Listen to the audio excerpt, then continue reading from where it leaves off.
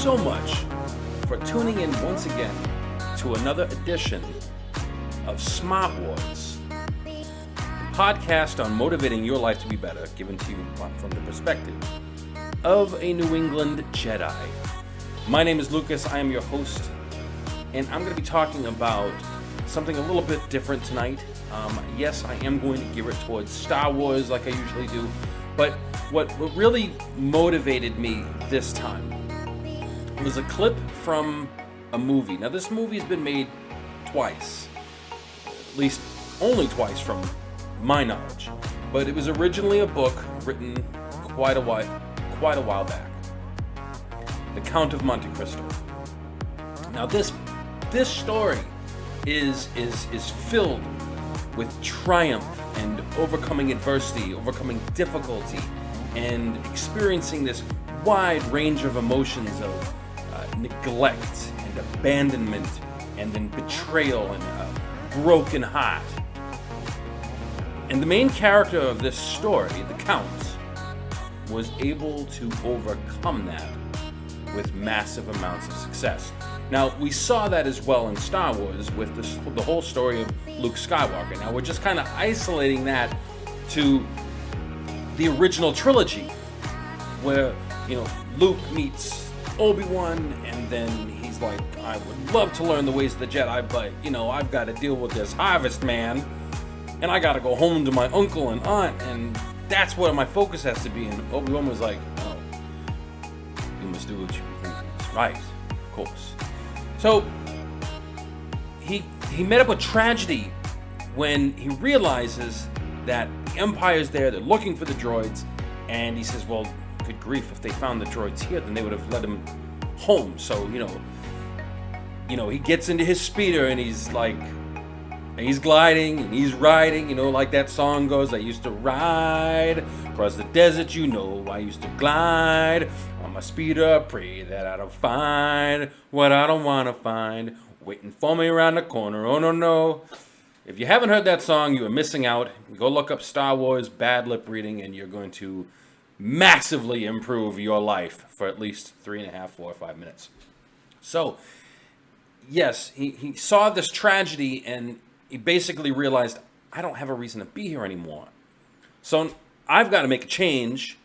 And he tells Obi-Wan, I want to follow you. I want to become like my dad. I want to learn the ways of the Jedi. Now, just taking a step back to the first topic I mentioned, The Count of Monte Cristo. In my personal opinion, that is the single best movie I've ever seen. I absolutely love it. I could watch it over and over and over. I never get sick of it. There's all these different little quotes. Now, I'm talking about the one from the early 2000s with Jim Caviezel, who portrayed the Count, and Guy Pearce, that was, oh, good grief, what was his enemy's and friend's name? Fernand, yes, Fernand. And Superman, at a very young age, Superman was in it. So, if you've never seen it, you want to see Superman when he was a kid, boom, you got to go see that movie. So, he gets betrayed by his best friend, because his best friend is absolutely, unequivocally jealous of him. Why? Because the Count gets the girl, the Count gets the job, he gets the money, and he's getting all this praise, and Fernand just wants to feel important. And that's a problem in life. That is a problem that a lot of people might struggle with, that their desire to feel important, their desire to just to achieve something greater in life can be fed by jealousy. And if you watch this movie, you see why that is so dangerous. Because of the fact that jealousy, it feeds nothing positive. It's absolutely nothing but 100% negative energy. That's all jealousy is. It doesn't help anybody out. So here you got Fernand, jealous that he's got Mercedes. He's jealous that his best friend Edmond Dantes is now basically just getting everything. He's succeeding. He's taken over a business. He's got the good-looking girl. And what does Fernand have? Nothing but jealous, rage. So he betrays his friend. His friend ends up being sent to prison on this island prison. And he's got no reason. He's got no idea why. It was all a fabricated lie to get him just shoved off into prison. And he learned that the Chateau d'If is where they throw the ones that they're embarrassed of. And that really left a really bitter pill in his mouth to swallow, because he's like, really? The ones they're ashamed of, embarrassed? And it was a shame, man. It was a shame that he had to go through this. What about you? Have you ever been through a moment where you felt betrayed by those who were closest to you? Or maybe you've been the opposite. I know I at one point was the opposite, where I was the one who betrayed those who were supposed to be closest to me. And guess what? Those friendships are long gone. It is not something I can get back with the world the way it is. Things would have to change massively. So he gets in there and he befriends a priest, right? And the priest basically teaches him everything. Now, the priest is really the main focus that I wanted to talk about. Because, yes, the Count eventually, if you've ever seen the movie, then you know what happens. If you've not seen the movie and you want to and you don't want to be spoiled, then turn this off. Because I'm going to spoil it. Oh, yes, spoilers are coming. So, the priest is what stood out to me. Now, the priest did die in this movie. And it was a sad, sad moment, because during the time where the priest was interacting with Edmund, basically the priest was on his way out, and he was digging a hole, thought he was digging towards the sea. Turns out he'd been digging for, what did he say in the movie? Like 6 or 7 years he'd been digging that tunnel. And he met Edmund, and he's basically saying, I just dug the wrong way. And then he laughed about it. I mean, he laughed about it. He spent years digging this tunnel that got him nowhere. And what was his attitude? He laughed about it. Edmund thought he was ridiculous. He was like, I'm not dealing with you. You're crazy. And he was like, no, if you help me out, we could get out of here. And then when he said that to him, Edmund laughed again. He's like, well, do you have something else to fill your time? Some pressing appointment, perhaps? So that's when they got together. That's when they became friends with the same goal in mind of escape. And Edmund was like, well, that's it? That's all you're offering me? And he was like, I offer you knowledge. Everything I've learned.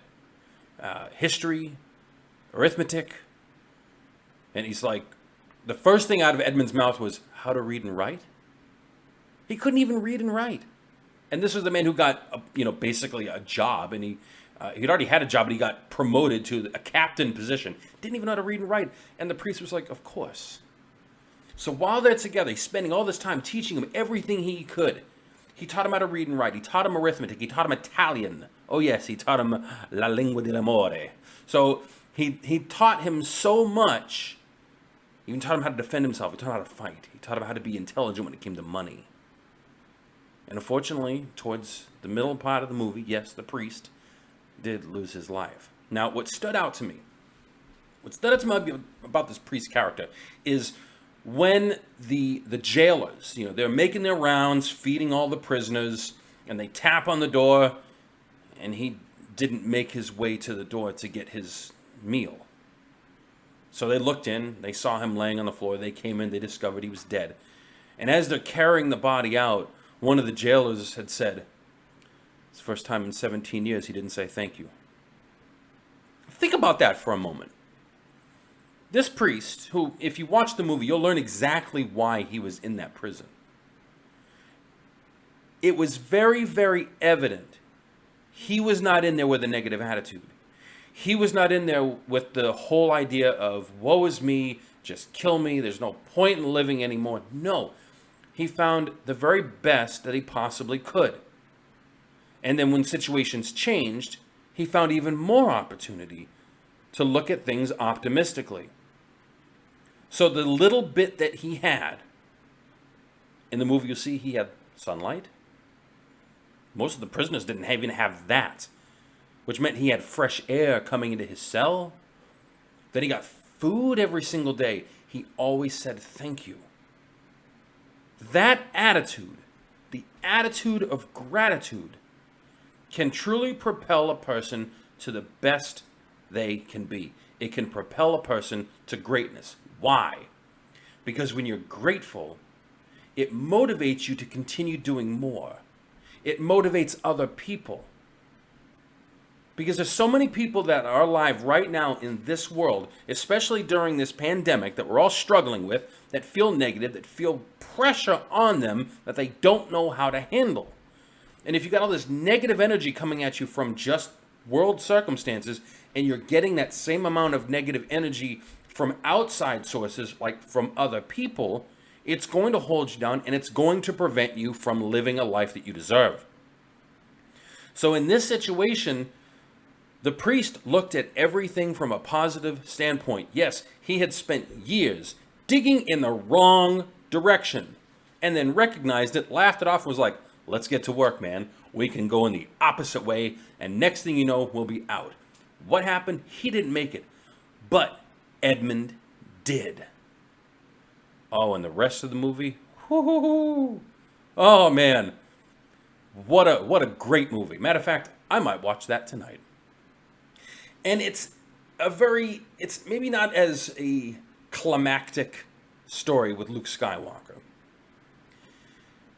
It's not about, revenge and betrayal and, a swashbuckling tale with pirates. Well, yeah, they kind of were pirates. They were Italian pirates.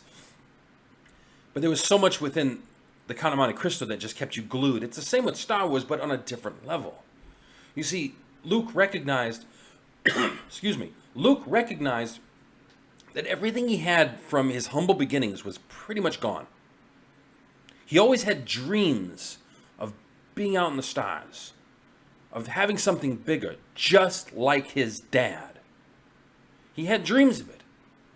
And so when the situation changed, when things became bad for him, he didn't let it hold him back, but instead he said, this is the opportunity for me to change things in my life. Yes, he was sad about his, Uncle Owen, Aunt Beru, no more blue milk. He was sad about that, but instead of staying sad and focused on the negativity, he said, well, let me just go ahead and change things. Because if I can change things for myself, who knows who else I'll be able to impact. And what was the result? He met his sister, made a new friend with Han Solo, met Chewbacca, learned who his dad was. It just kept growing. More and more changes, more obstacles, but more opportunities for him to find the greatness on the other side. Because when he had to confront his dad, he focused on Vader's goodness. Whatever good resided in that Dark Lord of the Sith, that's what he focused on. He recognized that there was something inside of him that was still good because, yeah, Vader could have killed him. The opportunity was there. Vader could have wiped him out. He absolutely could have. But he didn't. He reached out to his son and he's like, join me, and together as father and son, we can rule the galaxy and bring an end to this destructive conflict. And so Vader saw something good in Luke too. There was this connection there, man. They were connected. They knew that there was something positive that could be reached in one way or another. Yeah, granted, Anakin may have been, focused more so on, bringing him over to the dark side and maybe pursuing the rule of two and getting rid of Papa Palpatine. But instead, he saw his son. The connection that he had to his late wife.